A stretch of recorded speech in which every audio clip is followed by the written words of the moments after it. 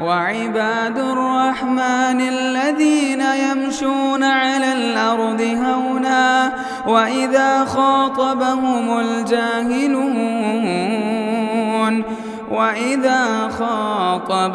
الجاهلون قالوا سلاما۔ محترم بزرگان دین، ملت اسلامیہ کے نوجوانوں، پیارے بچوں، پردہ نشین ماؤں اور بہنوں، ہر طرح کی تعریفات اس اللہ وحدہ لا شریک لہ کے لیے لائق اور زیبا ہے، جس اللہ نے ہم سب کو اس زمین پر پیدا فرمایا اور اسلام جیسی عظیم نعمت سے مالا مال فرمایا اور نیکیوں کے موسم ہمارے سروں پر سایہ فگن فرمایا۔ لاکھوں کروڑوں درود و سلام کا نزول ہو پیارے نبی صلی اللہ علیہ وسلم کی ذات گرامی پر کہ آپ صلی اللہ علیہ وسلم نے رب کے دیے ہوئے پیغامات کو رب کے بندوں تک کما حق ہو پہنچا دیا۔ حضرات، زندگی ایک سفر ہے اور ہم سب کی منزل آخرت ہے۔ زندگی کے اس سفر میں ہمارے ساتھ کئی حادثات رونما ہوتے ہیں اور طرح طرح کے حالات سے ہم گزرتے ہیں۔ زندگی کے اس سفر میں بہت سارے لوگ گناہوں کے رسیا ہو جاتے ہیں، معصیتوں کے سمندر میں ڈوب جاتے ہیں، دلوں پر زنگ لگ جاتا ہے، دین سے دور ہو جاتے ہیں۔ تو اللہ رب العالمین نے 11 مہینے کے سفر کے بعد رمضان نامی ایک ایسی منزل رکھی ہے جس منزل پر پہنچنے کے بعد بندے کا ایمان تازہ ہو جاتا ہے، وہ جو گناہوں میں تھا پھر نیکیوں کے طرف آنے لگ جاتا ہے،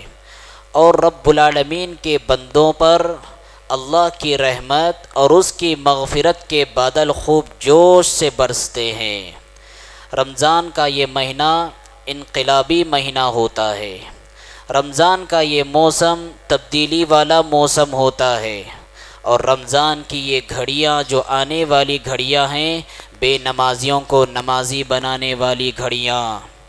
دین سے دور ہونے والوں کو دین سے قریب کرنے والی گھڑیاں، خائن اور بددیانت لوگوں کو امانت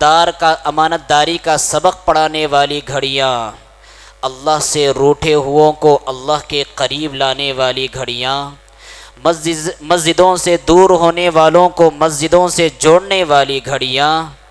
اللہ کو بھولے ہوں کو اللہ کا ذکر یاد دلانے والی گھڑیاں ہوتی ہیں۔ اسی لیے جب بھی رمضان کا موسم آتا ہے اور چاند طلوع ہوتا ہے تو ہم چاند کو دیکھ کر جو دعا پڑھتے ہیں، اللہم اہلہ علینا بالامن والایمان والسلامت والاسلام ربی وربک اللہ، اے اللہ یہ جو رمضان کا چاند طلوع ہوا ہے اس کو امن میں اضافہ کرنے والا چاند بنا، سلامتی کا پیغام دینے والا چاند بنا، امن کا سبق پڑھانے والا چاند بنا، اسلام پر ثابت قدمی کا درس دینے والا چاند بنا۔ ربی و ربک اللہ، اے چاند تو طلوع ہو کر اللہ رب العالمین کی وحدانیت کی گواہی دے رہا ہے، ہم بھی اللہ رب العالمین کی وحدانیت کی گواہی دیتے ہیں۔ تو اس سے بات معلوم ہوتی ہے جیسے ہی رمضان کا چاند نظر آتا ہے لوگوں کے ایمان میں اضافہ ہو جاتا ہے۔ یہی وجہ ہے اللہ رب العالمین نے پورے قرآن میں 12 مہینوں میں سے اگر کسی مہینے کا نام لے کر ذکر کیا ہے تو وہ رمضان المبارک کا مہینہ ہے، جب اللہ کا کلام یہ کہتا ہے شہر رمضان الذی انزل فیہ القرآن ھدی للناس وبینات من الھدی والفرقان، رمضان کا وہ مہینہ ہے جس مہینے میں کہ ہم نے قرآن نازل فرمایا ہے۔ حضرات، رمضان کی ابتدا ہوتی ہے فرشتوں کے اذان سے، رمضان کا آغاز ہوتا ہے فرشتوں کے اعلان سے، جس طرح مؤذن حی علی الصلاۃ حی علی الفلاح کہہ کر لوگوں کو نماز کے وقت سے آگاہ کرتا ہے، نماز کی طرف دعوت دیتا ہے،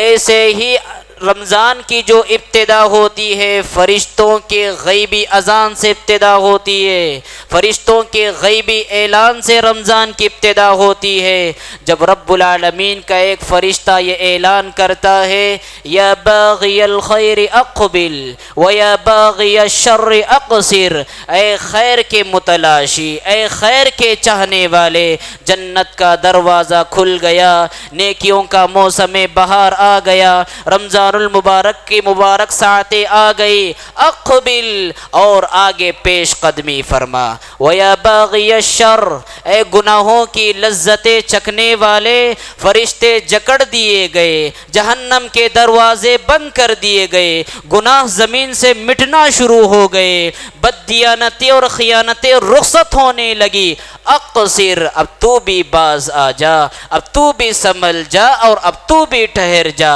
اور جب بندوں کے قدم مغفرت کی طرف بڑھنے لگ جاتے ہیں، جنت کی طرف بڑھنے لگ جاتے ہیں، تو اللہ رب العالمین کی دریائے رحمت بھی جوش میں آنے لگتی ہے۔ اللہ کے رسول صلی اللہ علیہ وسلم فرماتے ہیں وَلِلَّهِ عُتَقَاءُ مِنَ النَّارِ وَذَلِكَ فِي كُلِّ لَيْلَةٍ، رمضان کی ہر رات اللہ رب العالمین بکثرت گنہگاروں اور پاپیوں کو معاف فرماتے ہیں، اور رمضان کی ہر رات میں ایسا ہوتا ہے کہ نارے جہنم سے آزاد کر کے رب العالمین جنت کا حقدار انہیں بناتا ہے۔ یہ رمضان کا موسم بہار، یہ رمضان کی مبارک ساعتیں جب آتی ہیں تو اپنے ساتھ ایسی مسرتیں اور ایسی خوشیاں لاتی ہے۔ اللہ کے رسول صلی اللہ علیہ وسلم کا یہ طریقہ تھا، جب رمضان آتا تھا آپ لوگوں کو خوشیاں بانٹتے تھے، لوگوں کو آپ دعائیاں کلمات دیتے تھے اور کہتے تھے اتاکم شہر رمضان شہر مبارک، لوگوں تمہارے پاس ماہ رمضان آ گیا، اور یہ کیسا مہینہ ہے؟ شہر مبارک، یہ برکتوں والا مہینہ ہے، یہ سعادتوں والا مہینہ ہے، یہ مغفرتوں والا مہینہ ہے، یہ رحمتوں والا مہینہ ہے۔ گویا کہ اللہ کے رسول صلی اللہ علیہ وسلم پیغام دیتے تھے رمضان کا مہینہ آ گیا، اب جلدی جلدی تیاریاں کر لو، جلدی جلدی رمضان کے استقبال کرنے کے لیے تیار ہو جاؤ۔ جن کے بڑے بڑے کام باقی رہ چکے ہیں رمضان کی گھڑی آنے سے پہلے اپنے بڑے کام نپٹا لو، جن کا سفر باقی ہے وہ اپنا سفر مکمل کر لے، جو بیمار ہے وہ اپنے آپ کو صحت یابی کے اعتبار سے مضبوط اور توانا بنا لے، تاکہ رمضان کی مبارک ساعتوں کا وہ بھرپور انداز میں استقبال کر سکے۔ اسلاف رحمہم اللہ، ان کی زبانوں پر رمضان کی آمد سے قبل یہ دعائیں ہوا کرتی تھی، اللہم سلمنا لرمضان، اللہم سلمنا لرمضان وسلم رمضان لنا وتسلمہ منا متقبلا۔ اے اللہ رمضان کی مبارک ساعتیں آنے والی ہیں، رمضان کی مبارک ساعتیں آنے تک ہمیں صحیح سلامتی اور تندرستی عطا فرما، اور جب رمضان کی مبارک ساعتیں آ جائے تو رمضان کو ہمارے حق میں برکت اور خیر کا ذریعہ بنا، اور رمضان میں ہماری جانب سے جو جو عبادتیں ہو جائے ساری عبادتوں کو تو شرف قبولیت عطا فرما۔ سوچو لوگوں، اب تک کے کتنے لوگوں کو ہم نے کاندھا دے کر رخصت کیا ہے، کتنے لوگوں کو ہم نے اپنے ہاتھوں سے قبر میں دفن کیا ہے، اور نہ جانے کتنے لوگ ہوں گے جو رمضان کا چاند طلوع ہونے سے پہلے ہی رخصت ہونے والے ہیں، اور کتنے ہی لوگ ہوں گے جن کی زندگی میں رمضان کا مہینہ تو آئے گا لیکن وہ روزہ نہیں رکھ سکیں گے۔ اس لیے اسلاف کا یہ طریقہ تھا، وہ دعا کیا کرتے تھے اللہم سلمنا لرمضان وسلم رمضان لنا وتسلمہ منا متقبلا۔ حضرات، رمضان کی جو سب سے بڑی دولت اور نعمت ہے وہ کون سی ہے؟ ہم جو رمضان میں عبادتیں کرتے ہیں، رمضان میں جو ہم بندگیاں کرتے ہیں، ان بندگیوں کا مقصود اور ان بندگیوں کا مطلوب کیا ہے؟ وہ بندگیوں کا مطلوب یہ ہے کہ اللہ کی مغفرت ہم کو حاصل ہو جائے، اللہ کی بخشش ہم سب کو حاصل ہو جائے۔ دنیا میں کامیاب انسان ہے وہ انسان جس کو اللہ رب العالمین کی مغفرت کا پروانہ مل گیا، کامیاب ہے وہ روزے دار جس کے حق میں بخشش کا پروانہ لکھا گیا، کامیاب ہے وہ نمازی جس کے حق میں اللہ رب العالمین نے جنت کا حقدار لکھ دیا۔ کامیاب ہے وہ ذکر کرنے والا جس کے حق میں ذکر اور مغفرت کا پروانہ لکھا گیا۔ یہ کامیابی سب سے بڑی کامیابی ہے، یہ کامیابی سب سے بڑی کامیابی ہے۔ یہی وجہ ہے مائی عائشہ صدیقہ رضی اللہ تعالیٰ عنہ اللہ کے رسول صلی اللہ علیہ وسلم سے پوچھا کرتی تھی، اے اللہ کے رسول صلی اللہ علیہ وسلم، آخری عشرے میں اللہ نے لیلۃ القدر رکھی ہے، اگر لیلۃ القدر کو میں پالوں تو پھر میں کیا پڑھوں؟ بہت ساری دعائیں ہیں، بہت ساری آرزویں ہیں، بہت ساری تمنائیں ہیں، بہت ساری ارمانیں ہیں۔ ان ہزاروں ارمانوں، ہزاروں تمناؤں اور ہزاروں امیدوں کے درمیان میں اللہ رب العالمین سے اس نازک اور مبارک گھڑی میں کیا مانگوں؟ اللہ کے رسول صلی اللہ علیہ وسلم نے فرمایا، اے عائشہ، ان ہزاروں تمناؤں اور ہزاروں ارمانوں کے درمیان سے مانگنے والی کوئی اہم چیز ہے تو اللہ کی مغفرت ہے، لہٰذا تم اس دعا کا اہتمام کرو، اللہم انک عفو تحب العفو فاعف عنی، اے اللہ مجھے معاف فرما، تو معافی کو پسند کرتا ہے، لہٰذا میری مغفرت فرما۔ اور قدم قدم پر اللہ رب العالمین نے مغفرت کے دستیو سامان ہمارے لیے بچھا رکھے ہیں۔ رمضان المبارک کے مہینے میں اللہ رب العالمین نے قدم قدم پر مغفرت کے سامان تیار کر رکھے ہیں۔ رمضان کا روزہ ہم رکھتے ہیں، اللہ کے رسول صلی اللہ علیہ وسلم فرماتے ہیں، من صام رمضان ایمانا و احتسابا غفر له ما تقدم من ذنبه، ایمان اور اجر کی امید کے ساتھ جو بندہ روزہ رکھتا ہے اس کی مغفرت ہو جاتی ہے۔ جو بندہ رات میں اٹھ کر تہجد، تراویح اور قیام اللیل کا اہتمام کرتا ہے،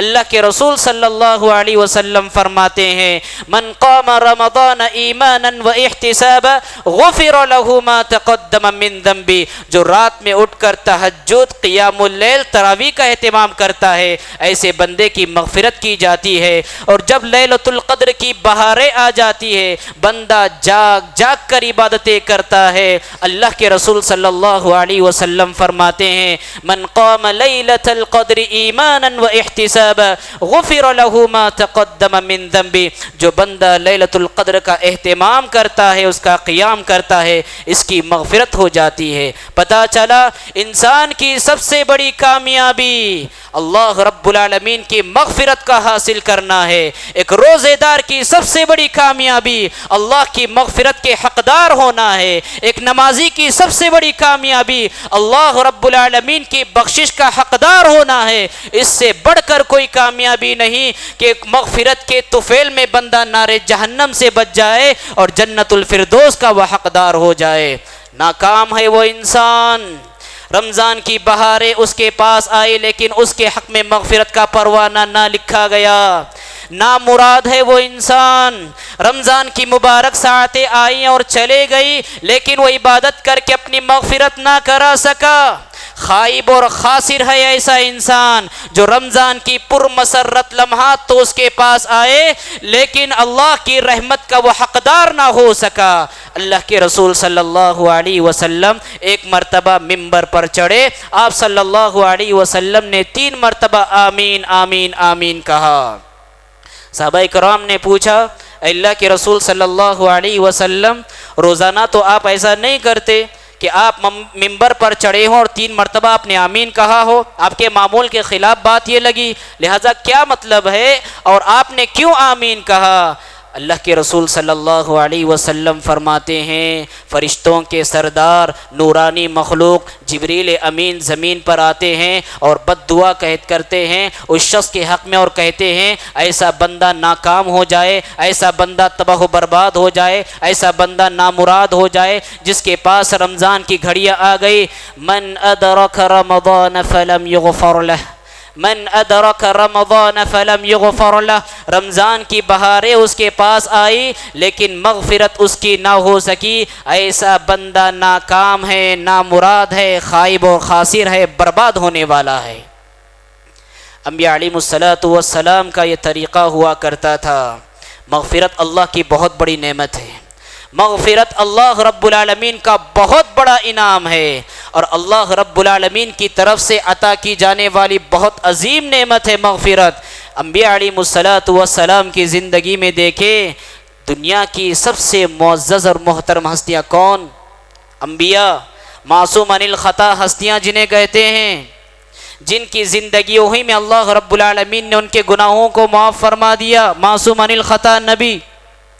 اس کے باوجود اللہ رب العالمین سے قدم قدم پر مغفرت طلب کیا کرتے تھے۔ نوح علیہ السلام کہتے ہیں رب اغفر لی ولوالدی ولمن دخل بیتی مؤمنا وللمؤمنین والمؤمنات، اے اللہ میری مغفرت فرما، میرے والدین کی مغفرت فرما، جو میرا ساتھ دے اس کی مغفرت فرما، تمام مومن عورتوں کی مغفرت فرما، تمام مومن بندوں کی مغفرت فرما۔ ابراہیم علیہ السلام کہتے تھے رب اغفر لی ولوالدی وللمؤمنین یوم یقوم الحساب، اے اللہ میری مغفرت فرما، میرے والدین کی مغفرت فرما اور تمام مومن بندوں کی مغفرت فرما اس دن جس دن کے قیامت قائم ہونے والی ہے۔ یہ حضرت سلیمان علیہ السلام ہیں، وہ کہتے تھے رب اغفر لی وہب لی ملکا لا ينبغی لأحد من بعدی، اے مجھے تخت و تاج کی عنایت عطا کرنے والے بادشاہ میری مغفرت فرما۔ ان کے والد حضرت داؤد علیہ السلام رب العالمین سے دعا کرتے تھے فاستغفر ربہ وخر راکعا واناب، اور تو اور میرے اور آپ کے نبی جناب محمد عربی صلی اللہ علیہ وسلم ایک ایک مجلس میں 70 مرتبہ مغفرت طلب کیا کرتے تھے اور آپ کہتے تھے رب اغفر لی وتب علی انک انت التواب الرحیم، اے اللہ میری مغفرت فرما، مجھ پر رحم فرما اور تو خوب رحم کرنے والا ہے، تو خوب توبہ قبول کرنے والا ہے۔ ان تمام باتوں سے بات معلوم ہوتی ہے کہ رمضان المبارک کی گھڑیوں میں بندے کو سب سے بڑا اعزاز جو ملنے والا ہے وہ مغفرت کا اعزاز ہے، وہ بخشش کا اعزاز ہے اور رب العالمین کی طرف سے پروانے امن کا اعزاز ہے۔ حضرات، رمضان کی گھڑیاں آتی ہیں اور رمضان کا مہینہ آتا ہے تو کیوں آتا ہے؟ ہمیں سنوارنے کے لیے مہینہ آتا ہے، ہمیں بنانے کے لیے مہینہ آتا ہے، ہمیں پاک کرنے کے لیے مہینہ آتا ہے، ہمارے خواہشات کو کچلنے کے لیے مہینہ آتا ہے۔ رمضان المبارک کا یہ مہینہ کئی اعتبار سے ہم کو سنوارتا ہے، ہماری روح کو سنوارتا ہے، ہمارے باطن کو سنوارتا ہے، ہمارے دل کو سنوارتا ہے۔ سال کے 11 مہینے انسان بدن کو سنوارتا ہے، وہ بدن کو کھلاتا ہے، وہ بدن کو پلاتا ہے، وہ بدن کی پرورش کرتا ہے، لیکن رمضان المبارک کا جب مہینہ آتا ہے تو رمضان المبارک کا مہینہ انسان کی روح کو سنوارتا ہے۔ جب بدن کو بھوکا رکھ کر روح کو غذا دی جاتی ہے، اور روح کی غذا کیا ہے؟ روزہ رکھنا، یہ روح کی غذا ہے۔ تراویح کا اہتمام کرنا یہ روح کی غذا ہے، قرآن مجید کی تلاوت کرنا یہ روح کی غذا ہے، اللہ سے دعا و مناجات کرنا یہ روح کی غذا ہے، اللہ سے تعلقات کو مضبوط کرنا یہ روح کی غذا ہے۔ اس طور پر رمضان المبارک روح کو تقویت پہنچانے کے لیے اور روح کو پاورفل بنانے کے لیے آتا ہے، اور جب انسان کی روح مضبوط ہو تو انسان کا جسم بھی مضبوط ہو جاتا ہے۔ اسی طرح سے رمضان ہمارے پیٹ کی خواہشات کو کچلنے کے لیے آتا ہے۔ پیٹ کی خاطر انسان کتنے بڑے بڑے گناہ کرتا ہے۔ پیٹ کی بھوک، پیٹ کی خواہش، پیٹ کی لذت، پیٹ کی ارمان اور پیٹ کی امید کے لیے انسان کتنے بڑے بڑے گناہ کرتا ہے۔ اسی پیٹ کے لیے انسان ظلم کرتا ہے، اسی پیٹ کے لیے انسان یتیموں کا حق دباتا ہے، اسی پیٹ کے لیے انسان غریبوں کا حق مارتا ہے، اسی پیٹ کے لیے انسان لقمہ حرام کھاتا ہے۔ تو پیٹ کی اس خواہش کو رمضان المبارک کا مہینہ رگڑنے اور کچلنے کے لیے آتا ہے۔ یاد رکھیے حضرات، ہم جو غذا کھاتے ہیں اس غذا کا اثر ہمارے اخلاق پر بھی پڑتا ہے، اس غذا کا اثر ہمارے بدن پر بھی پڑتا ہے، ہمارے دین پر بھی پڑتا ہے، ہماری نسل پر بھی پڑتا ہے، ہماری دعاؤں پر بھی پڑتا ہے۔ پاکیزہ غذا ہو، پاکیزہ اخلاق جنم لیں گے، پاکیزہ نسل جنم لیں گی۔ اگر ناپاک غذا ہو، لقمہ حرام ہو، تو ایسے لقمہ حرام سے پلنے والا بدن یہ جہنمی بدن ہے، یہ جہنم میں جانے والا ہے۔ اسی لیے ہم دیکھتے ہیں اللہ رب العالمین نے بہت ساری چیزوں کو حرام کیا ہے، اسی میں سے خنزیر کو اللہ نے حرام کیا۔ کیوں؟ خنزیر کا گوشت، خنزیر کھانا اللہ نے حرام کیا، کیوں؟ اس لیے کہ بے غیرت جانور ہے، بے شرم جانور ہے، انسان کھائے گا وہی جذبات اس کے اندر آئیں گے۔ تو جتنے بھی ناپاک غذائیں ہیں، ناپاک چیزیں ہیں، انسانوں کے حق میں اللہ رب العالمین نے حرام کر دیا ہے، اس لیے کہ اس کا اثر انسان کے جسم پہ پڑتا ہے، انسان کے دین پہ پڑتا ہے اور انسان کے اخلاق پہ پڑتا ہے، اور وہیں پر غذا کا اثر انسان کے خون پر بھی پڑتا ہے۔ ہم جو غذا کھاتے ہیں اس سے خون بنتا ہے، اور خون میں کون بستا ہے؟ خون میں کون بستا ہے؟ اللہ کے رسول صلی اللہ علیہ وسلم فرماتے ہیں ان الشیطان یجری من الانسان مجرى الدم، کہ انسانی رگوں میں شیطان ایسے ہی دوڑتا ہے جیسے کہ خون دوڑتا ہے۔ خون میں بسنے والا شیطان، خون میں زندگی گزارنے والا شیطان، اور جب بندہ روزہ رکھتا ہے تو شیطان کے اس بسیرے کو مشکل سے مشکل بنا دیتا ہے، جس کی وجہ سے نیکیوں کے جذبات پروان چڑھتے ہیں اور برائیوں کے جذبات سرد سے سرد پڑتے جاتے ہیں۔ تو اللہ رب العالمین رمضان مبارک جیسا تحفہ ہمیں دے کر ہمارے پیٹ کو صاف کرتا ہے، ہمارے جسم کو صاف کرتا ہے، ہماری روح کو بھی صاف کرتا ہے۔ وہیں پر رمضان ہمیں یہ بھی سبق دیتا ہے کہ زندگی میں جو بھی کام کریں اخلاص کے ساتھ کریں، اللہ کو خوش کرنے کے لیے کریں، اللہ کو راضی کرنے کے لیے کریں۔ ایک روزے دار وہ بھوکا رہتا ہے، وہ پیاسا رہتا ہے، وہ کام کرتا ہے، وہ تھکتا ہے، وہ پریشان ہوتا ہے، بھوک سے تڑپتا ہے، لیکن جب تک کہ سامنے والے کو وہ زبان سے بتاتا نہیں، سامنے والے کو معلوم نہیں ہوتا کہ فلاں شخص روزے سے ہے، یہ کیا ہے، یہ اس کے سامنے طرح طرح کی غذائیں آتی ہے لیکن پھر بھی کھانے کے لیے ہاتھ نہیں بڑھاتا، طرح طرح کی مشروبات آتی ہے پینے کے لیے ہاتھ نہیں بڑھاتا۔ کیوں؟ ایک احساس اس کے پاس ہوتا ہے، اور وہ احساس یہ ہوتا ہے کوئی دیکھے نہ دیکھے اللہ تو دیکھ رہا ہے، کوئی دیکھے نہ دیکھے مالک الملک تو دیکھ رہا ہے، جس کے لیے میں روزہ رکھ رہا ہوں وہ ذات تو مجھے دیکھ رہی ہے۔ حضرات اس جذبہ اخلاص کی آج بہت ضرورت ہے۔ آج پہلے تو دینداروں کی کمی اور دینداروں میں بھی مخلصوں کی کمی۔ یاد رکھیے حضرات، ہماری یہ ریاکاری اور ہمارا یہ دکھا ہماری عبادتیں ہمارے حق میں گناہ بنا دیتی ہیں، ہماری نمازوں کو جہنم میں لے جانے والی نمازی بنا دیتی ہیں۔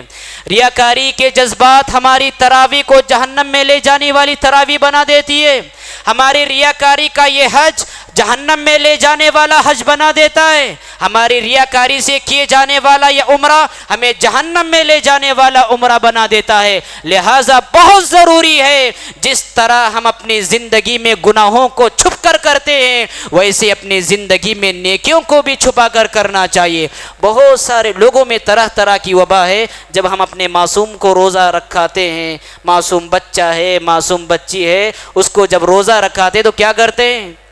گلے میں ہار ڈالتے ہیں، پھر اس کی فوٹو لے کر سوشل میڈیا پر وائرل کر دیتے ہیں، اور بہت سارے نادان تو ایسے اخبار میں چھاپ دیتے ہیں۔ کیسی تربیت کر رہے ہیں آپ؟ ریاکاری کا جذبہ گویا کہ بچپن ہی سے وہ ریاکاری کا جذبہ آپ بچوں کو اس انداز میں سبق پڑھا رہے ہیں۔ اور بہت سارے لوگ ایسے ہیں جب صدقہ و خیرات کرنے کی بات آتی ہے، راشن کٹس کی تقسیم کرنے کی بات آتی ہے، 5 لوگ ایک غریب کے ساتھ ٹھہر کر سیلفی لیتے ہیں، فوٹو لیتے ہیں اور خوب اسے نشر کرتے ہیں۔ حضرات بہت ضروری ہے، بہت ضروری ہے، روزے کا یہ پیغام ہے، رمضان کا یہ پیغام ہے، زندگی میں جو بھی نیکی کرے اللہ کو خوش کرنے کے لیے کرے، اللہ کی رضا جوئی کے لیے کرے، اللہ کی محبت حاصل کرنے کے لیے کرے، اللہ کی جہنم سے بچنے کے لیے کرے، اللہ کی بنائی ہوئی جنت کو حاصل کرنے کے لیے کرے۔ اسی طرح سے رمضان مبارک کی جب بہاریں آتی ہیں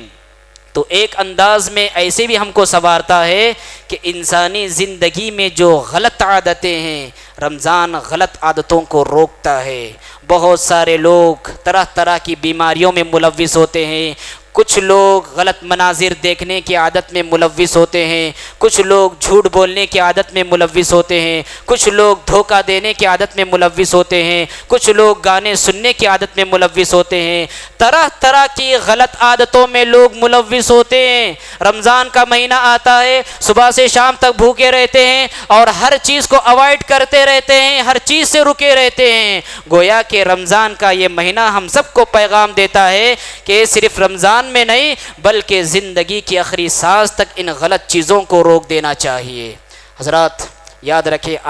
آنے والا مہینہ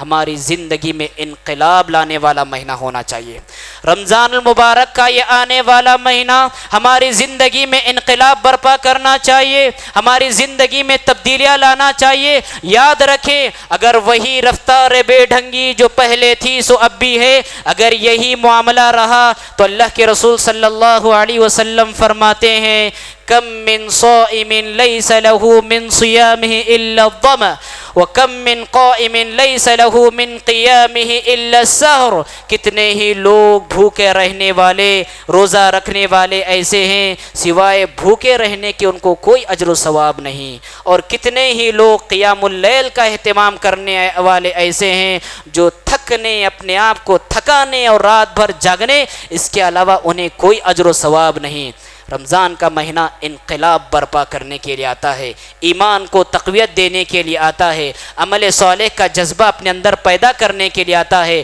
بے نمازیوں کو نمازوں کا پابند بنانے کے لیے آتا ہے، ذکر سے دور انسانوں کو ذکر سے جوڑنے کے لیے آتا ہے، قرآن کو بھولے ہوئے انسانوں کو قرآن سے جوڑنے کے لیے آتا ہے، اللہ سے تعلق ختم کرنے والوں کو اللہ سے جوڑنے کے لیے آتا ہے۔ اس اعتبار سے، انجام کے اعتبار سے رمضان المبارک کا یہ مہینہ بڑا انقلابی مہینہ ہے۔ میں دعا کرتا ہوں رب العالمین سے، بار الہ ہم سب کو رمضان مبارک کی مبارک ساعت نصیب فرما، بار الہ صحیح طور پر رمضان مبارک سے بھرپور فائدہ اٹھانے کی توفیق عطا فرما، ہم سب کو صحت و عافیت عطا فرما کہ ہم سب روزہ رکھیں، ہم سب کو خوشیوں بھری زندگی عطا فرما کہ ہم جی جان سے اللہ کی عبادت کر سکیں۔ اقول قولی ھذا واستغفر اللہ لی ولکم ولسائر المسلمین فاستغفروہ انہ هو الغفور الرحیم۔ مسجد عباد الرحمن کے پلیٹ فارم سے ہونے والی دعوت و تبلیغ کے مشن کو آگے بڑھانے میں ہمارا بھرپور ساتھ دیں۔ علم و عمل سے ناطہ جوڑنے کے لیے اہل علم سے جڑیں۔ مسجد عباد الرحمن کے یوٹیوب چینل کو سبسکرائب کریں اور آگے شیئر کرنا ہرگز نہ بھولیں۔ فجزاکم اللہ خیر۔